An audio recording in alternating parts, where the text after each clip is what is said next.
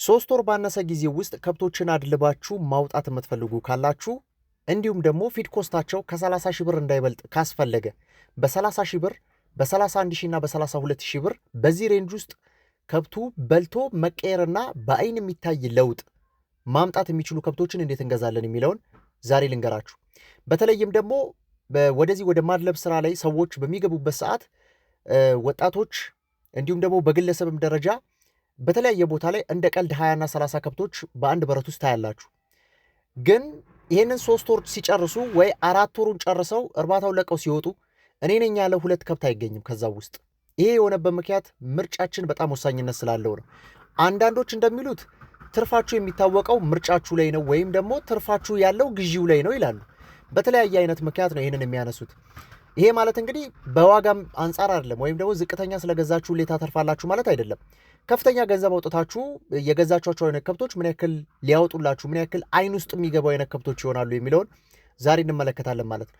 ስለዚህ ዛሬ ምን አይነት ከብቶችን እንገዛለን፣ ያ ማለት ባወጣነው ልክ ይሄን ያክል ሺህ ብር ለመኖ አውጥቻለሁ ብላችሁ ትናገሩታላችሁ። ነገር ግን ከብቱ ላይ ልናየው ይገባል። ያ ወጪ ከብቱ ላይ ልናየው ይገባል። በስጋ መልክ ሊታይ ይገባል ማለት ነው። ሙልት ብሎ መውጣት መቻል አለበት። ያን ያክል ገንዘብ ወጪ ተደርጎበታል ሲባል ታዲያ ይሄ ምናልባት ከብቱ ሊበላ ይችላል። ያን ያክል ወጪ እንዳላችሁትም ልታወጡ ትችላላችሁ። ነገር ግን ከብቱ ላይ የሚታይ ነገር የማይኖርበት ምክንያት ዛሬ 3 ነገሮችን አነሳላችኋለሁ። ከብቶችን ከመግዛታችሁ ወይም በገበያም ቦታ ሊሆን ይችላል፣ አንዳንድ ቦታዎች ተንቀሳቅሳችሁ በምትገዙበት ሰዓት ማየት ያሉባችሁ ወይም ደግሞ መከተል ያሉባችሁ 3 ነገሮች ልንገራችሁ። የመጀመሪያ አቋም ነው። ሁለተኛ እድሜ ነው። ሶስተኛ ደግሞ እንቅስቃሴው እናያለን። የሶስተኛው አብዛኛው የሚያጋድለው ወደ ጤና ሁኔታዎችና ወደዚህ ወደ ከብቱ ወዳለበት አቋም፣ አረማመዱ፣ አተነፋፈሱ ያለው ጸባይን ይጨምራል። ከዚህ በተጨማሪ ደግሞ አንደኛና ሁለተኛ በጣም ቤዚክ የሚባሉ ናቸው። ከብቱን ራሱ እንድትገዙ የሚያረጋችሁ እነዚህ 2 ጉዳዮች ናቸው ማለት ነው። የመጀመሪያው ታዲያ ቅድመ ሁኔታ ሊሆን የሚገባው ምንድነው? ከብቱን በተለያየ ቦታ በገበያም ቦታ እንግዲህ አብዛኛው በገበያ ቦታዎች ነው የሚገዙት። ዞር ዞር ብላችሁ ስታዩ ሊስባችሁ የሚገባው ትልቁ ነገር የአጥንት መዋቅሩ ነው። ጥሩ የሆነ የአጥንት አቀማመጥ ያለውን ከብት መመልከት ይኖርባችኋል። ታዲያ ይህንንም ማነሳላችሁ ከኔው ትምህርት እንድትወስዱ ነው። 4ኛ ዙር የማድለብ ስርዓት ላይ ነው ያለሁት ወይ የማድለብ ፕሮግራም ላይ ነው ያለሁት። ታዲያ የመጀመሪያዎቹን፣ ሁለተኛዎቹን፣ ሶስተኛዎቹን ስገዛ ምን እየተረዳችሁ መጣችሁ የሚለው ለእናንተ ልተውና ነገር ግን እኔ ካጋጠሙኝና አሁን ተሻሽዬባችኋለሁ ከምላቸው ነገሮች ውስጥ የከብት ምርጫ፣ የከብት ግዢ ነው። በአንደኛና በሁለተኛ ዙር ላይ የገዛኋቸው ከብቶች አመጋገቤ ወይም ደግሞ የምሰጣቸው መኖ ጥሩ ሆኖ ሳለ ነገር ግን የቱ ጋር ይጨምሩ የላቸውም፣ ክፍት ቦታ የላቸውም። ስለዚህ አብዛኛው ዌስት እየሆነ የሚወጣበት አይነት ሁኔታ ነበረ። ከዚህ በተጨማሪ ደግሞ አላስፈላጊ የሚባል ቦታ ነበረ። የስጋ ክምችት፣ ጠቃሚ የሚባሉ የስብ መጠኖች ሲከማቸው የነበሩት ማለት ነው። ስለዚህ ብዙዎቹ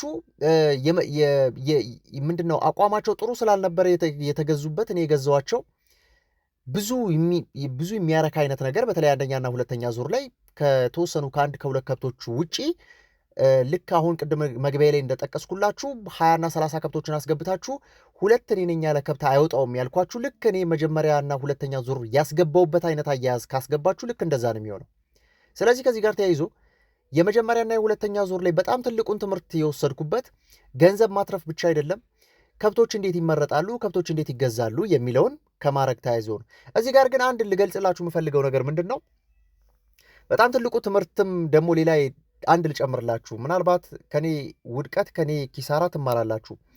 የመጀመሪያውና ሁለተኛ ዙር ስገዛ ከሰው ጋር ሄጄ ነው የገዛሁት። ከብቶችን ከዚህ ቀደም ይሰራል ተብሎ ከሚታሰብ ሰው ጋር ነው አጋጣሚ የሄድኩትና አብዛኛዎቹ እኔ ብዙ እይታ አልነበረኝም። እነዚህ ከብቶች በአብዛኛው ምርጫ የተደረጉት አብሮኝ በሄደው ሰው ነበርና ያው እንግዲህ የእሱን ሀሳብ መቀበል አለብኝ ከልምድ አንጻር። እንግዲህ በመጀመሪያ ልጀምረው የኔ የሆነ የራሴ ምልከታ አለኝ። ነገር ግን የራሴ ምልከታ ገበያ ውስጥ ሊያገኘው አልቻልኩም። ስለዚህ የኔ ምልከታ በጣም ልክ አይደለም ማለት ነው ብዬ ወደሱ አይነት ሀሳብ ገባውና በሱ ግዢ የተደረጉ ነበሩ። የመጨረሻዎቹን 2 ዙሮች ግን ሁለቱም ሙሉ በሙሉ በእኔ ነበር የተገዙት፣ ሁለቱም ዙሮች እና እኔ አሁን እየተረዳውና እየገባኝ የመጣው ነገር ከብቱን መረጠልኝ እንጂ እኔ ነኝ እያደለብኳቸው ያለሁት። ምን አይነት ለውጥ እንዳላቸው ተገዙልኝ እንጂ እኔ ነኝ እያየኋቸው ያለሁትና የመጨረሻው ሁለቱን ዙር ላይ በጣም በጣም ጥሩ የሚባል የከብት ምርጫ፣ በቃ ከብቶቹ የሚሞሉበት ቦታ ያገኙበት ጥሩ የሆነ የአጥንት መዋቅር ያላቸው ናቸውና የአጥንት አቀማመጣቸው በጣም ጥሩ ነው። ስለዚህ በዋናነት ከብቱን ዞር ዞር ብላችሁ ስትጎበኙ ገበያ ውስጥ መቼም ሳይታይ አይገዛም። ዞር ዞር ስትሉ ከብቶች ምናቸው ይስባቸዋል? ቁመታቸው፣ ሽንጣቸው፣ አንገታቸው ይስባቸዋል። እነዚህ ነገሮች ናቸው። በእርግጥ እንግዲህ በኩልሽና በዚህ በኮርማ በበሬ የተለያየ አይነት የአንገት ሁኔታዎች ይታያሉ። ኮርማዎች ብዙ ጊዜ እንግዲህ አንገታቸው ላይ በጣም ሰፋፊ ስጋ ተሸካሚዎች ናቸውና አንገት አካባቢ ላይ፣ እንዲሁም ደግሞ እነዚህኞቹ ደግሞ ኩልሾቹ ወይ ቅጥቅጥ የምንላቸው ደግሞ አንገታቸው አካባቢ ምንም የላቸውም። በስተጀርባ አካባቢ ነው አብዛኛዎቹ የስጋ ክምችቶች የሚከናወኑትና አንገታቸው ሊስባቸው ይችላል። ስለዚህ በዋነኝነት እንግዲህ ጥሩ የሆነ ቦዲ ፍሬም ያለውን ጥሩ የሆነ ገዘፍ ያለ በቃ አጥንት ነው የምንገዛው። ከዚህ ቀደም እንዳልኳችሁ ጥሩ አጥንት ያለውን ጥሩ የአጥንት ስፋት ያለውን እዚህ ደረት አካባቢ ላይ ያሉትን የአጥንት ስፋቶች ማየት አስፈላጊ ነው። ከብቱ ምን ያክል ረጅም ነው፣ ወደ ላይ ቁመቱ፣ ሽንጡ ምን ያክል ርዝመት አለው፣ እነዚህ ነገሮች ቢታዩ በጣም የተሻሉ ናቸው። ስለዚህ ከብቱ አቋሙ ከሳባችሁ በኋላ ቀጣይ ስቴፕ ወደየት ነው የምንሄደው? እድሜውስ ምን ያክል ነው? እንግዲህ ስቦን ሁለተኛው ደግሞ ስቴፕ አንደኛ ስለ ሳብን አልፏል። ሁለተኛ ደግሞ ስቴፕ ምንድን ነው? ከብቱ አቋሙን አይተነዋል። ጥሩ የሆነ የአጥንት መዋቅር አለው ካልን ያልፋል። ሶስተኛው ደግሞ ማለፍ ያለበትና ዋነኛውና ትልቁ የሚባለው ጉዳይ የእናንተን የመኖ ወጪ ብኩን የማያደርገው ወይ ይሄ በቃ ገንዘቡ እንደተጣለ ነው የሚቆጠረው። እኔ አሁን ገንዘቡ እንደጠፋ ወይ ሰው እንደሰረቃችሁ ወይ የሆነ ቦታ እንደጣላችሁት ነው የሚቆጠረው። ከብቱ ይበላል፣ ነገር ግን ምንም አይነት ለውጥ የማያመጣበት። እንግዲህ የሚመከሩት እድሜያቶች 4 ሸራፍ ቢሆን 4 ሸረፍ ቢሆን በጣም የተሻለ ነው። 4 ሸረፍ የሆኑ ከብቶች ያ ማለት እስከ 2 ዓመት ተኩል ገደማ ወይም ደግሞ 30 ወራት አካባቢ ያለው እድሜ ቢሆን በጣም የተሻለ ነው። 2 ዓመት ተኩል ማለት በጣም የሚመረጥ አይነት የሰውነት እንግዲህ ከዛ በታችም እድገት የሚባለው ነገር አለ። እነዚህ 2 ሸረፍ ወይፈኖች ምናምኖች ይጠቀሳሉ። ከዛ ከፍ ብላችሁ ስትሄዱ ደግሞ እድገቱን የጨረሰ 4 ሸረፍ የሆነ ከብት ደግሞ ብታገኙ በጣም የተሻለ ነው። ከ30 ወራት በኋላ ያለ ከብት ግን ፊድ ኢፊሸንሲው በጣም ዝቅተኛ ነው። በቃ ተመግበው ወደ ሰውነቱ ኒውትረንቶችን አብዞርቭ አድርጎ የሚታይ ለውጥን የማምጣት እድሉ በጣም ጠባብ ይሆንባቸዋል። ስለዚህ ከዚህ ጋር ተያይዞ እድሜያቸውን ደግሞ ማየት ያስፈልጋል። እድሜው ካለፈ በኋላ እንግዲህ አብዛኛው ምርጫችሁ እየተጠናቀቀ ነው የሚሆነው። ስለዚህ ቀጣይ ወዴት እንሄዳለን? ወደ ከብቱን ለቆ ወደ ማየት። አፍንጫ አካባቢ ላይ ከደረቀ እንዳትገዙት። ድርቀት ካለበት፣ ምላስ አካባቢ ላይ የተለያዩ ጉዳዮች ካሉበት እንዳገዙት።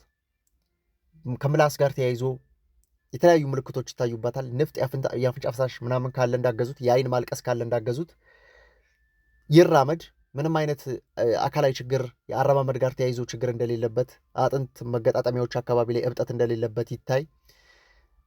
ካስነካችሁና ካሳያችሁ ሾሆናው አካባቢ መሀል አካባቢ ላይ እነ ፉትሩት እንዳይኖሩ ቢታዩ በጣም የተሻለ ነው።